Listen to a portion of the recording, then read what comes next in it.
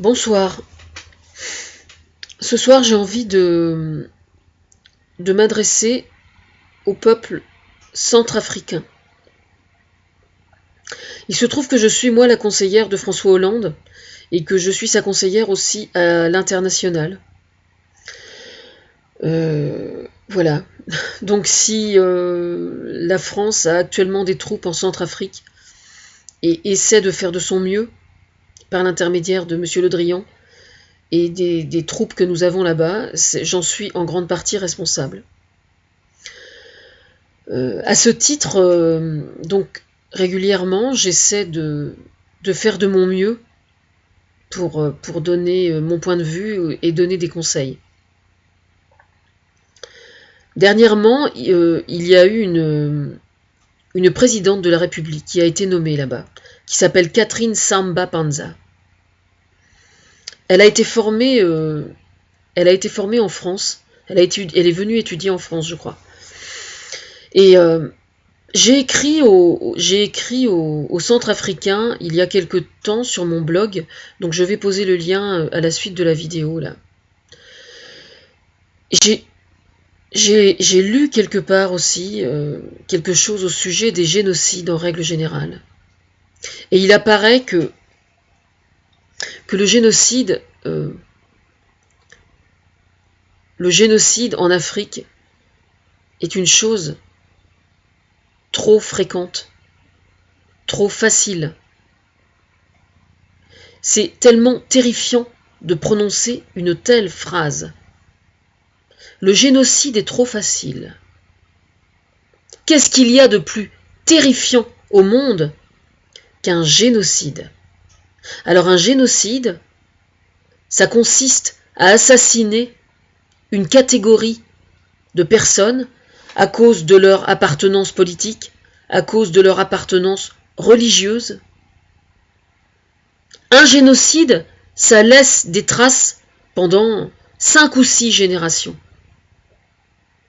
Alors, ça laisse des traces dans la population pour les victimes, côté victimes. Mais ce qu'il faut savoir, c'est que ça laisse des traces aussi dans la tête de ceux qui commettent le génocide. Alors, je tiens à préciser une chose, c'est que si Catherine Samba Panza a été choisie, c'est aussi parce que c'est une femme. D'accord ? Une femme, qu'est-ce que ça a de particulier par rapport à un homme ? Eh bien, une femme, par définition, ça a dans son ventre un utérus qui porte un enfant, éventuellement. Pas systématiquement, mais quelquefois. Et je pense que pour cette raison, elle a une façon plus subtile d'appréhender la politique que ne l'aurait quelquefois un homme.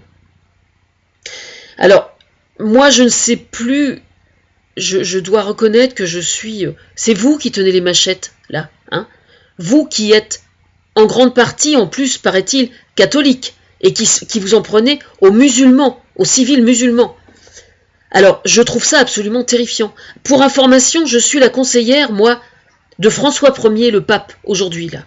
Voilà. Moi, je suis sa conseillère. Alors oui, je sais, ça peut paraître bizarre ou quoi que ce soit. Très franchement, je suis pas soucieuse de ce genre de choses au moment où je vous parle, là. Je suis... Vous tenez la machette et moi, je suis entièrement désarmée à ne plus trouver quel argument utiliser pour vous faire poser cette machette là. Vraiment quoi. Quand vous croisez ces gens-là dans vos rues, dans vos champs, dans les campagnes, qu'ils soient musulmans, qu'est-ce que ça peut faire ? Qu'est-ce que ça peut faire ? Avant tout, ce sont des gens qui sont comme vous, qui pleurent quand ils ont du chagrin, qui rient quand ils voient quelque chose de drôle, qui mangent, qui pleurent, qui boivent. Qu'est-ce que ça a de différent, de si différent, un musulman par rapport à un chrétien ? Est-ce que vous n'êtes pas capable d'exister en dehors de votre religion ? L'époque où les gens s'entretuaient pour des raisons de religion doit passer maintenant. Ça devient absolument infernal. C'est pas possible de continuer de se comporter de cette façon-là. Ce sont les animaux qui s'entretuent entre eux. Les animaux s'entretuent. Est-ce que vous êtes des animaux ? Ou est-ce que vous avez un cerveau ? Est-ce que vous êtes doués d'intelligence. Comment pouvez-vous attendre que la communauté internationale vous soutienne si vous-même vous n'êtes pas capable de faire le minimum qui consiste à poser vos armes et arrêter de vous entretuer?